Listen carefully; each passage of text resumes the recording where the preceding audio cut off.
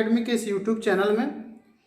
आज हम आपके समक्ष क्लास फर्स्ट ईयर का चैप्टर नंबर 1 केमिस्ट्री का some basic concept of chemistry या रसायन की कुछ मूलभूत अवधारणा उसको लेकर आपके समक्ष हैं। इसके पहले भी कई वीडियो हमारे इस चैप्टर के आ चुके हैं और ये आपकी जानकारी के लिए बता दें कि ये चैप्टर बेटा आपके केमिस्ट्री को बहुत मजबूत बनाता है, आपके केमिस्ट्री के बेसिक नॉलेज को बहुत इम्प्रूव करता है। इसलिए इसका एक एक टॉपिक बहुत इंपॉर्टेंट है। अगर ये चीज़ें आप सीख लिए इस पहले चैप्टर की, तो आगे के जो चैप्टर पढ़ने हैं या आप 12वीं में केमिस्ट्री पढ़ना या आगे भविष्य में आप इंजीनियरिंग लाइन में, डॉक्टरी लाइन में जाने वाले हो, वहाँ पर भी ये चैप्टर के टॉपिक बहुत ही काम आएंगे।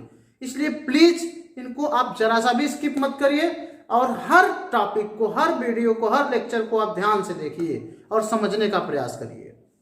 आइए पढ़ते हैं हम। आज का क्लास रहेगा रासायनिक संयोग के नियम, यानी कि लॉ ऑफ केमिकल कॉम्बिनेशन। क्या हुआ, जब अनेक तत्वों का या अनेक पदार्थों का रासायनिक संयोग का अध्ययन किया जा रहा था कि ये तत्व इसके साथ संयोग करता है तो क्या बनाता है, ये तत्व इसके साथ संयोग करता है तो क्या बनाता है।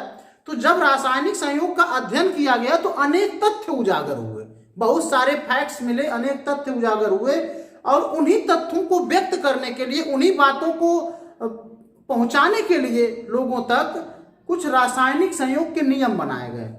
ठीक है, और उन्हीं को हम रासायनिक संयोग के नियम कहते हैं। जैसे बेटा एक पदार्थ दूसरे पदार्थ से क्रिया करता है तो उनके अणुओं और परमाणुओं के बीच एक व्यवस्था होती है, एक क्रम होता है। उसी व्यवस्था को, उसी क्रम को, उन्हीं तथ्य को बताने के लिए, उन्हीं तत्व को समझाने के लिए कुछ नियम बनाए गए और उन्हीं नियमों को हम कहते हैं लॉ ऑफ केमिकल कॉम्बिनेशन या रासायनिक संयोग के नियम। अभी आप देखेंगे बहुत ही मजा आएगा और एक एक इसका जो इसके 5 नियम है और पांचों नियम बहुत ही इंपॉर्टेंट हैं। सबसे पहला नियम क्या है? द्रव्यमान संरक्षण का नियम या law of conservation of mass या लॉ ऑफ मास कंजर्वेशन भी इसको कहते हैं। अभी मैं बताऊंगा ये क्या है। दूसरा है स्थिर अनुपात का नियम, लॉ ऑफ कांस्टेंट प्रोपोर्शन। और तीसरा है गुणित अनुपात का नियम, लॉ ऑफ मल्टीपल प्रोपोर्शन। और अगला है चौथा तुल्य अनुपात का नियम, यानी कि लॉ ऑफ इक्विवेलेंट प्रोपोर्शन। और सबसे लास्ट है गैसीय अनुपात का नियम और इसको गैलुसाक का नियम भी कहते हैं बेटा, इसको कहते हैं लॉ ऑफ गैसियस वैल्यूम्स। ठीक है, तो ये 5 नियमों का हमको अध्ययन करना है विस्तार पूर्वक। आइए सबसे पहले नियम का पहले अध्ययन करते हैं, उसके बाद बारी बारी से सारे नियमों का अध्ययन करेंगे। आइए बेटा पढ़ते हैं द्रव्यमान संरक्षण का। देखिए बेटा, तो पहला हमारा नियम है द्रव्यमान संरक्षण का नियम। ये क्या होता है द्रव्यमान संरक्षण का नियम? तो हमारे वैज्ञानिकों ने बताया कि द्रव्यमान किसी भी रासायनिक अभिक्रिया के पहले जो द्रव्यमान होता है वही द्रव्यमान रासायनिक अभिक्रिया के संपन्न होने के बाद उत्पादों का भी होता है। यानी कि रासायनिक अभिक्रिया से द्रव्यमान में कोई परिवर्तन नहीं होता है। समझ में आया बेटा? जैसे आप हाइड्रोजन और ऑक्सीजन को मिलाते हैं, मान लीजिए उसके कुछ मात्रा को, हाइड्रोजन और ऑक्सीजन के कुछ मात्रा को मिलाकर आप जल बनाते हो, तो जो अभिक्रिया के पहले हाइड्रोजन और ऑक्सीजन की मात्रा रही होगी वही अभिक्रिया के बाद जल की भी मात्रा होगी या द्रव्यमान होगा। जैसे बेटा मान लेते हैं एक यहां पे प्रयोग आता है लैंटोड का प्रयोग। कौन सा प्रयोग? लैंटोड का प्रयोग। ध्यान दीजिएगा, लैंटोड का प्रयोग एक आता है। अब ये प्रयोग क्या होता है ये मैं आपको बताता हूं। लैंटोड साहब ने इस प्रकार का एक बर्तन लिया एच आकार का, ठीक है, और उन्होंने एक तरफ यहां पे रख दिया AgNO3। क्या रख दिया बेटा? Silver nitrate. ठीक है, और दूसरी तरफ उन्होंने भर दिया पोटेशियम आयोडाइड Ki। उसके बाद उन्होंने इसका वजन किया, द्रव्यमान इसका निकाला, चाहे किसी माध्यम से उन्होंने इसका वजन कर लिया। ठीक, अब उसके बाद उन्होंने इसको जोर से हिला दिया और जोर से हिला दिए तो ये दोनों आपस में क्रिया कर रही है, मिल गए आपस में, और इस प्रकार AgNO3 जब Ki से क्रिया किया, ठीक है, पोटेशियम आयोडाइड से क्रिया किया तो बन गया बेटा AgI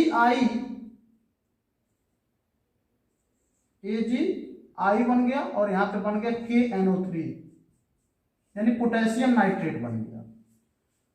अच्छा, उस भाई क्रिया तो हो गया ना, ये दोनों आपस में रिएक्शन करके ये दोनों चीजें बना लिए, क्रिया हो गया।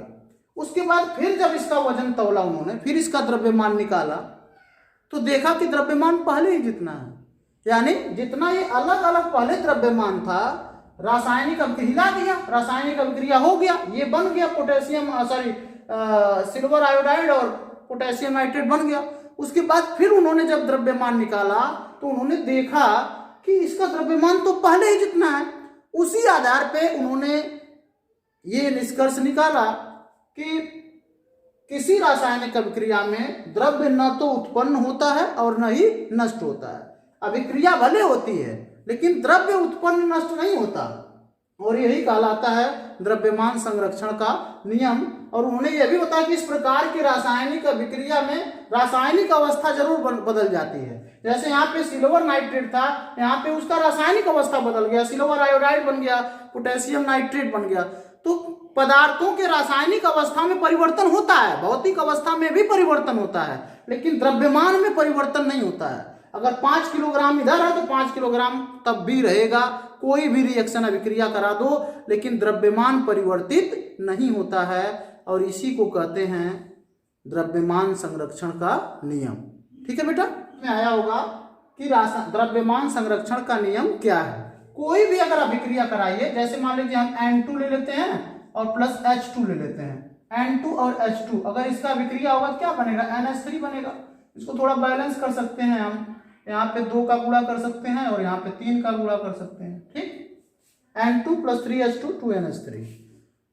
अब इधर का जो भी द्रव्यमान होगा, उधर जितना द्रव्यमान इधर होगा, अगर आप निकालेंगे द्रव्यमान इधर का रासायनिक अभिक्रिया होने के बाद, NH3 बनने के बाद जो द्रव्यमान निकालेंगे वो भी इतना ही होगा, जैसा कि लैंटोड के प्रयोग में आपने देखा ही।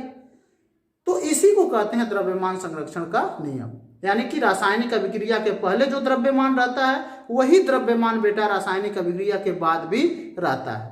रासायनिक अभिक्रिया में कोई द्रव्य नहीं बनता और नहीं नष्ट होता है, बनता और नष्ट होता तो द्रव्यमान कम ज्यादा होता। तो इसको नोट कर। दूसरा नियम है स्थिर अनुपात का नियम, लॉ ऑफ कांस्टेंट प्रोपोर्शन। ठीक है, ये नियम क्या होता है, ये नियम बेटा ये बताता है कि कोई भी यौगिक हुआ, कोई भी पदार्थ हुआ, उसके अंदर जो परमाणु पाए जाते हैं उनका अनुपात हमेशा नियत रहता है, निश्चित रहता है। समझ में?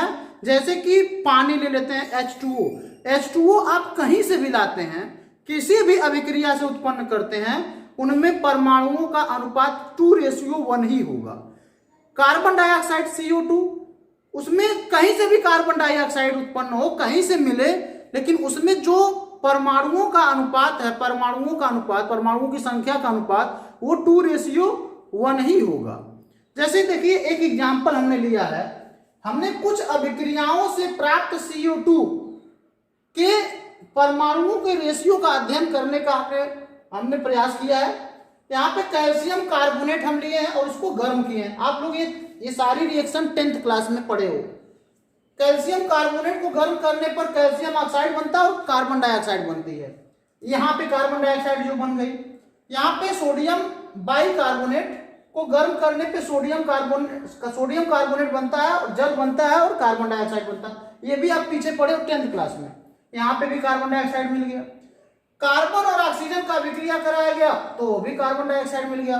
कैल्शियम कार्बोनेट का हाइड्रोक्लोरिक एसिड के साथ अभिक्रिया करने पर भी हमको कार्बन डाइऑक्साइड प्राप्त हुआ। तो क्या 4 जगहों से प्राप्त कार्बन डाइऑक्साइड में कुछ डिफरेंस है?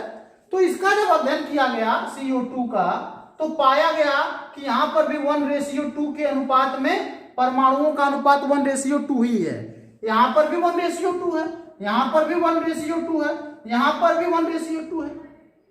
और दूसरी बात, इनके द्रव्यमानों का अनुपात अगर देखा गया, ये तो हो गया परमाणुओं की संख्या का अनुपात। द्रव्यमानों का जब अनुपात देखा गया तो यहाँ भी 12:32 है। कैसे? कार्बन का 12 और ऑक्सीजन का 16 होता है, तो 16 × 2 = 32 हो गया। यहाँ भी 12:32 मिला, यहाँ पर भी 12:32 मिला, ठीक है, और यहाँ पर भी 12:32 ही मिला। तो इसी के आधार पे कहा गया, ये जो नियम बनाया गया स्थिर अनुपात का नियम, क्या इस नियम में कहा गया है, एक रासायनिक यौगिक, ये हमारा रासायनिक यौगिक है कार्बन डाइऑक्साइड, एक रासायनिक यौगिक के, ये देखिए एक रासायनिक यौगिक के प्रत्येक अणु में, चाहे कहीं से भी अणु, एक अणु की बात किया जा रहा है, एक अणु में समान तत्व उपस्थित होते हैं। अब वो एक अगर यौगिक है तो उसमें समान तत्व ही उपस्थित होते हैं। कार्बन और ऑक्सीजन कार्बन डाइऑक्साइड में हर जगह मिलेगा, ऐसा नहीं कोई कार्बन डाइऑक्साइड है जिसमें कार्बन और ऑक्सीजन के अलावा कुछ और भी मिल जाए, हो ही नहीं सकता है। तो कार्बन डाइऑक्साइड कहीं से भी प्राप्त होता है, लेकिन उसमें केवल जो तत्व मिलेंगे वो हर जगह पे क्या मिलेंगे, वो समान ही मिलेंगे, ठीक है बेटा। तो वही कहता है प्रत्येक अणु में समान तत्व उपस्थित होते हैं तथा उनका द्रव्यमान अनुपात भी निश्चित होता है। ये द्रव्यमान अनुपात उनका हर जगह निश्चित होता है। इसी को कहते हैं बेटा स्थिर अनुपात का नियम। समझ गए होंगे कि यौगिक कहीं से भी लाया जाए, कहीं से प्राप्त, किसी रासायनिक अभिक्रिया से प्राप्त किया जाए, लेकिन उसमें जो तत्व है ना वो निश्चित रहेंगे।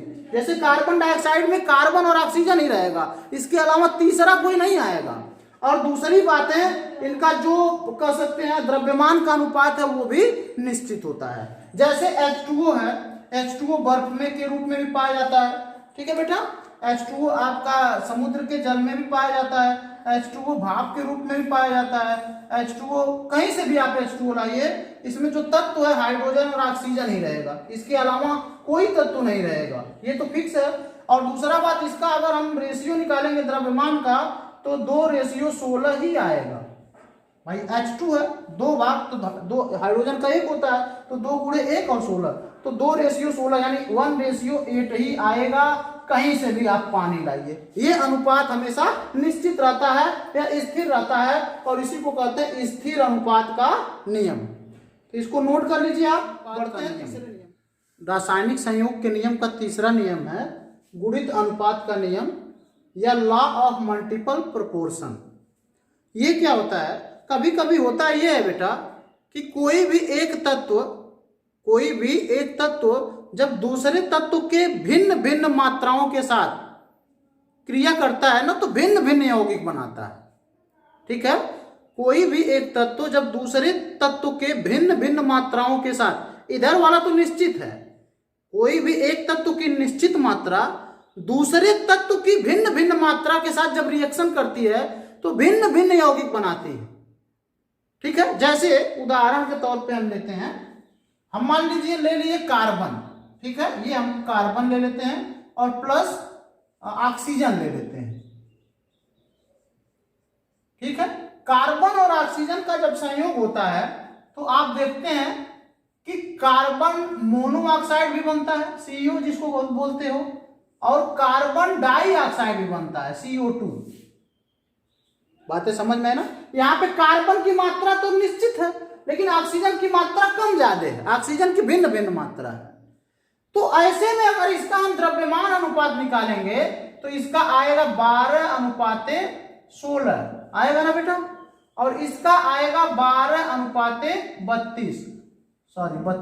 तो वही कह रहा है कि अगर एक तत्व की निश्चित मात्रा दूसरे तत्व की भिन्न भिन्न मात्रा के साथ संयोग करती है तो भिन्न भिन्न यौगिक बनाती है। ऐसे में दूसरे तत्व का जो मात्रा होती है वो सरल गुणित अनुपात में होती है। देखिए यहाँ पे 16 गुना 32, ये पहाड़ा के रूप में होगी। आइए पढ़ते हैं नियम को। कहता है जब दो तत्व आपस में मिलकर दो अथवा अधिक रासायनिक यौगिक बनाते हैं तब एक तत्व की निश्चित मात्रा जो दूसरे तत्व की भिन्न भिन्न मात्राओं के साथ संयोग करती है उनमें एक सरल गुणित अनुपात होता है। ये जो अनुपात होगा देखिए 16 और ये 32, ये अगर इसको हम 16:32 को थोड़ा सरल करें बेटा तो यहाँ पे कितना हो जाएगा 1:2। तो ये एक सरल है और गुणित अनुपात है। गुणित अनुपात का मतलब गुणा के रूप में है, 1 × 2 3 4 या 16 × 32 16 3 48 16 4 64, इस तरीके से गुणित अनुपात में प्राप्त होगा। अगर इससे आपको नहीं समझ में आया है तो बिल्कुल घबराइए मत, हम एक और एग्जाम्पल लेते हैं, वहां आपको बिल्कुल समझ में आएगा। जैसे बेटा नाइट्रोजन, यहां पे हम लेते हैं नाइट्रोजन और प्लस ऑक्सीजन, नाइट्रोजन जब ऑक्सीजन से अभिक्रिया करता है तो बहुत सारे यौगिक बनाता है। N2O बनाता है, NO बनाता है, N2O3 बनाता है, N2O4 भी बनाता है, N2O5 भी बनाता है। देखिए इतने सारे यौगिक बनाता है। यहां पर देख रहे हैं, देखिए इसको हम थोड़ा हटा देते हैं, इसकी जरूरत नहीं है क्योंकि हमको निश्चित मात्रा ही लेनी है। अब यहाँ पे आप क्या देख रहे हैं, इधर तो फिक्स है लेकिन इधर भिन्न अलग अलग मात्राएं हैं। तो एक तत्व की निश्चित मात्रा दूसरे तत्व की भिन्न भिन्न मात्राओं के साथ संयोग कर रही है और बहुत सारे यौगिक बना रही है। अब यहाँ पर अगर हम रेशियो देखेंगे तो नाइट्रोजन का कितना होता है, नाइट्रोजन का कितना होता है बेटा 14। तो यहाँ पर आपको मिलेगा 14 रेशियो 16। यहाँ पर आप 28 मिलेगा ना, 14 दूना 2 है, 28 रेशियो 16। यहाँ पे क्या मिलेगा 28 रेशियो 48। यहाँ पे क्या मिलेगा 28 रेशियो 64। यहाँ पे क्या मिलेगा 28 रेशियो 80। अब ये क्या देखना 16 3 48 16 चौका 64 16 25, एक सरल गुणित अनुपात मिल रहा है। इसी को कहते हैं बेटा गुणित अनुपात का नियम। सीधी सी बात है, जब एक तत्व की निश्चित मात्रा दूसरे तत्व की भिन्न भिन्न मात्रा के साथ संयोग करेगी तो बहुत सारे यौगिक बनेंगे, लेकिन उस यौगिक में जो दूसरे तत्व का मात्राओं का अनुपात होगा ना, जो दूसरे जैसे ऑक्सीजन का यहाँ पे मात्राओं का अनुपात, वो एक सरल गुणित अनुपात में होगा, एक गुणनफल के रूप में होगा और उनका रेशियो सरल भी होगा और गुणित भी होगा। गुणित का मतलब पहाड़ा के रूप में होगा।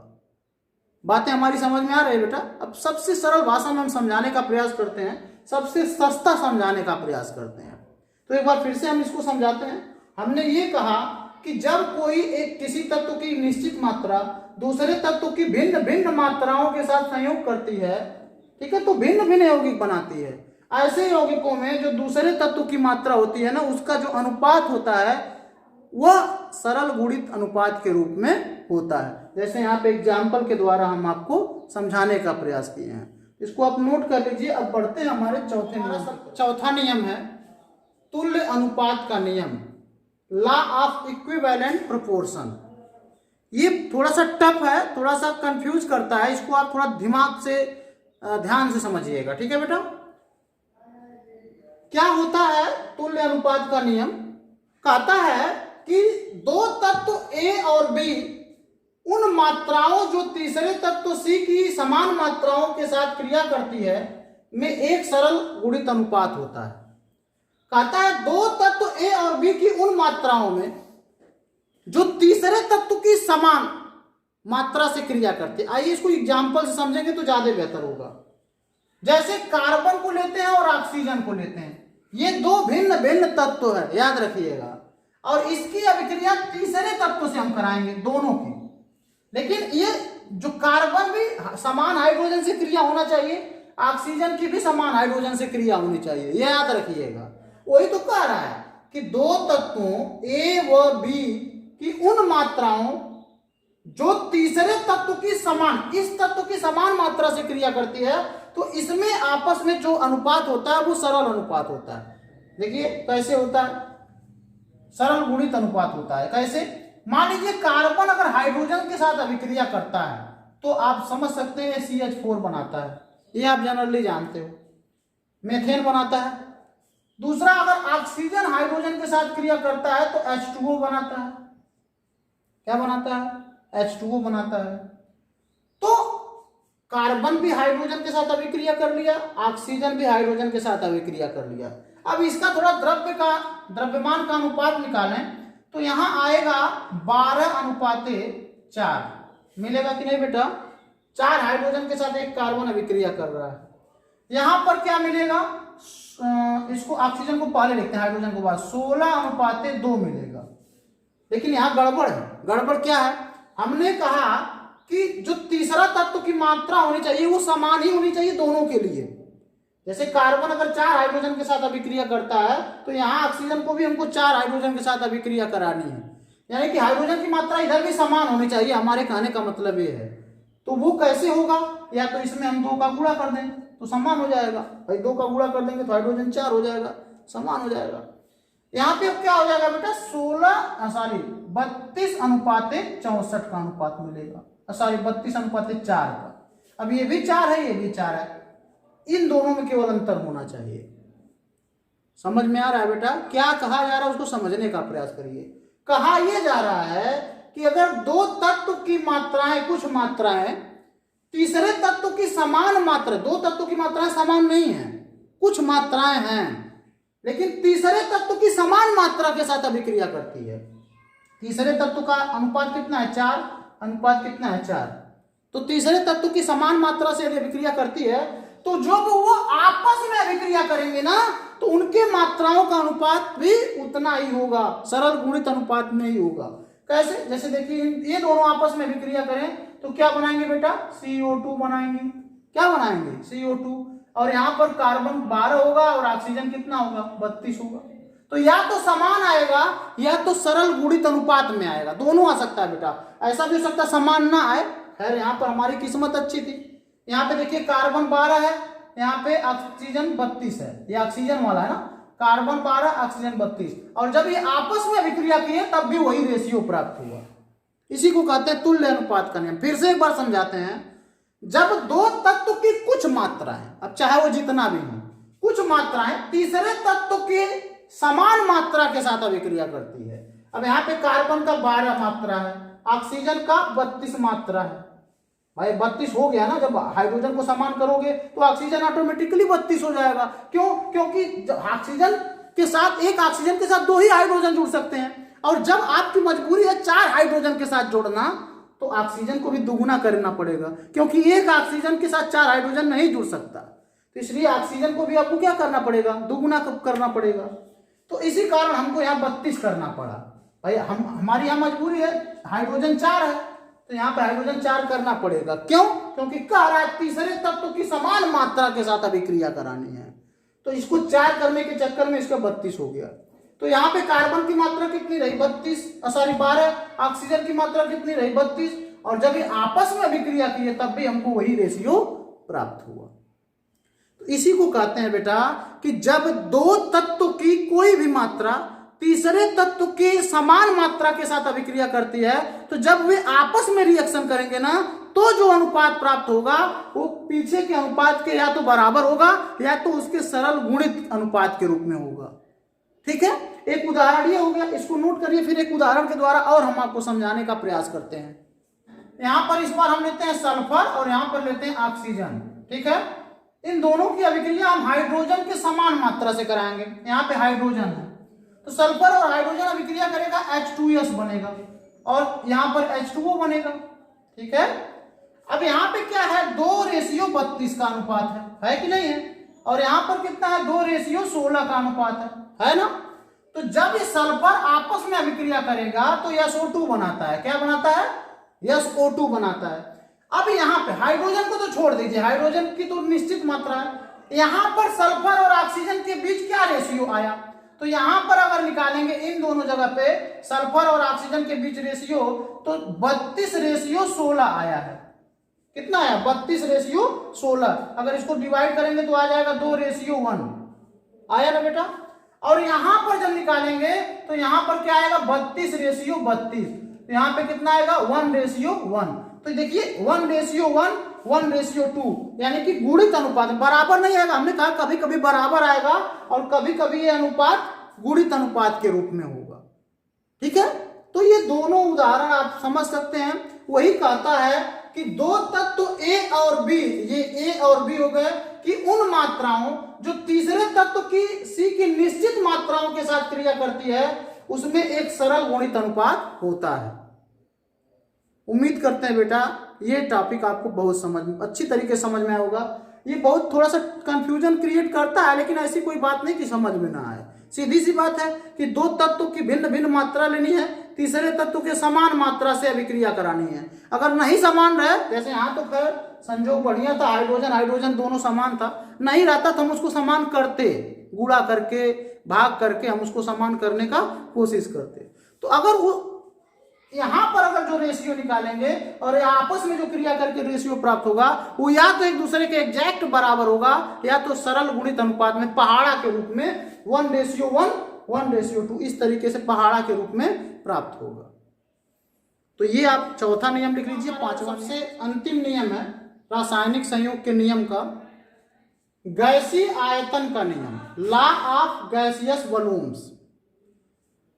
इसमें क्या बताया गया है, इसमें यह बताया जाता है कि जब दो गैसें आपस में क्रिया करती हैं, दो गैसें, दोनों गैस होना चाहिए, वो जब आपस में क्रिया करती हैं तो जो उत्पाद बनता है ना, तो जो अभिकारक होते हैं और उत्पाद होते हैं उन सभी का जो रेशियो प्राप्त होता है एक सरल अनुपात में ही प्राप्त होता है। जैसे उदाहरण के द्वारा समझाते हैं बेटा, N2 है और प्लस H2 है, अब ये बनाता है अमोनिया। इसको थोड़ा बैलेंस जब करेंगे हम तो यहाँ 2 का गुणा करना पड़ेगा, यहाँ 3 का गुणा करना पड़ेगा। इससे क्या प्रूफ होता है, इससे प्रूफ होता है कि 1 इकाई नाइट्रोजन का 3 इकाई हाइड्रोजन के साथ अभिक्रिया करके 2 इकाई अमोनिया बनाता है। भाई 1 इकाई नाइट्रोजन का यहाँ पर 1 अणु है, हाइड्रोजन के 3 अणु के साथ अभिक्रिया करेगा तब 2 अणु अमोनिया गैस का बनेगा। ये रेशियो जो देख रहे हो ना, 1:3:2, ऐसे ही सभी गैसें, जैसे एक और हम बताते हैं यहाँ पे H ले लेते, H2 ले लेते हैं और प्लस Cl2 ले लेते हैं। देखिए बेटा H2 और Cl2 ये दोनों गैसें हैं और यहाँ पे बन जाएगा HCl। क्या बनेगा? HCl बन जाएगा। अब यहाँ पे क्या देख रहे हो कि यहाँ पे 2, इसको थोड़ा बैलेंस करिए, बैलेंस है 2:2, यहाँ पे 2 करना पड़ेगा ना। अब यहाँ पे क्या देख रहे हो, 1:1 गिव्स 2, यानी कि यहाँ पे जो रेशियो है 1:1:2 का रेशियो आ रहा है, वहां जो रेशियो आ रहा है 1:3:2, एक सरल अनुपात में होगा। मतलब एक कह सकते हैं कि ये सरल है ना, सब एक दूसरे के गुणक भी है और सरल भी है, तो हम कह सकते हैं सरल अनुपात में ही आता है। पढ़ भी लेते हैं परिभाषा, कहता है जब गैसें आपस में क्रिया करती हैं तो आपस में क्रिया करने वाले उनके आयतनों, आपस में क्रिया करने वाले उनके आयतनों में एक सरल अनुपात होता है। ये सरल अनुपात ही होगा, आपस में जो क्रिया करती है सरल अनुपात में ही क्रिया करती है। अब आप समझ रहे होंगे कि इसका क्या इंपॉर्टेंस है, इसका क्या यूज है। तो यूज है बेटा, जैसे मान लीजिए आपसे मैं कहूं कि भाई देखो मुझे 200 ग्राम अमोनिया बनाना है। आप पढ़ लिख लिए, इंजीनियर हो गए, डॉक्टर बन गए या कुछ भी आपका प्रोफेशन कोई भी है, आपसे कोई फैक्ट्री में काम कर रहे हैं, आपसे पूछा जाए इंजीनियर साहब बताइए 200 ग्राम अमोनिया बनाना है तो जरा सामान लिख दीजिए क्या क्या मैं लेकर आऊं। तो अगर 200 ग्राम अमोनिया बनाना है तो निश्चित तौर पे आप अगर पढ़े हैं तो बताएंगे कि हमको 100 ग्राम क्या चाहिए, नाइट्रोजन, और 300 ग्राम हाइड्रोजन चाहिए, तब जाके हमारा 200 ग्राम आपका अमोनिया बनेगा। सीधी सी बात है, 100 ग्राम हमको चाहिए नाइट्रोजन, 300 ग्राम चाहिए हाइड्रोजन, फिर हम 200 ग्राम अमोनिया बनाएंगे। उसी तरीके से अगर हम मान लीजिए 200 ग्राम HCl बनाना है तो हमको 100 ग्राम चाहिए हाइड्रोजन और 100 ग्राम चाहिए क्लोरीन। इस तरीके के क्वेश्चन भी एग्जाम में पूछते हैं कि 500 ग्राम मान लीजिए बनाना है, 600 ग्राम मान लीजिए बनाना है NH3, तो कितने ग्राम आपको N2 की आवश्यकता होगी और कितने ग्राम H2 की आवश्यकता होगी। तो मान लीजिए बेटा इसको 600 ग्राम बनाना है, ऐसे देखिए 600 ग्राम, और इसका रेशियो क्या आ रहा है 1:3:2, 1:3:2।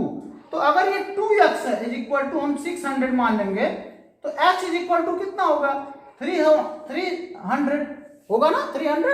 अब यहाँ पे हमको क्या चाहिए 1:3:2 आ रहा है, ठीक है। तो यहाँ पर हम क्या लिखेंगे, हम लिखेंगे कि यहाँ पर हमको 300 चाहिए और हमको यहाँ कितना चाहिए 900, तब जाके हमारा ये 600 बनेगा। सीधी सी बात है। वैसे ही जैसे यहाँ 100 चाहिए, 300 चाहिए, तब हमारा यहाँ 200 बनेगा। तो कहने का तात्पर्य रेशियो इंपॉर्टेंट है, ऐसे क्वेश्चन भी पूछे जाते हैं। हम भविष्य में न्यूमेरिकल के साथ फिर मिलेंगे आपके साथ कि ये देखिए बेटा इसमें गैलुसाक, अच्छा इसको बेटा इसका एक और नाम आता है गैलुसाक का नियम, इसको कहते हैं। क्योंकि इसकी खोज गैलुसाक नामक वैज्ञानिक ने किया था, इसलिए इसको गैलुसाक का नियम कहते हैं। तो कुछ न्यूमेरिकल भी हम ले लेंगे, उसकी सहायता से हम समझने का प्रयास करेंगे, ठीक है बेटा, आगे के क्लास में। फिलहाल आप समझ गए होंगे कि अगर दो गैसें आपस में क्रिया करती हैं तो उनके जो अभिक्रिया में भाग लेने वाले जो तत्व है ना, तत्व नहीं कह सकते, जो अणु है, उनके आयतनों का अनुपात एक सरल अनुपात में होता है, एक सिंपल रेशियो में होता है, और इसी को कहते हैं गैलुसाक का नियम। ठीक है बेटा, इसको नोट कर लीजिए।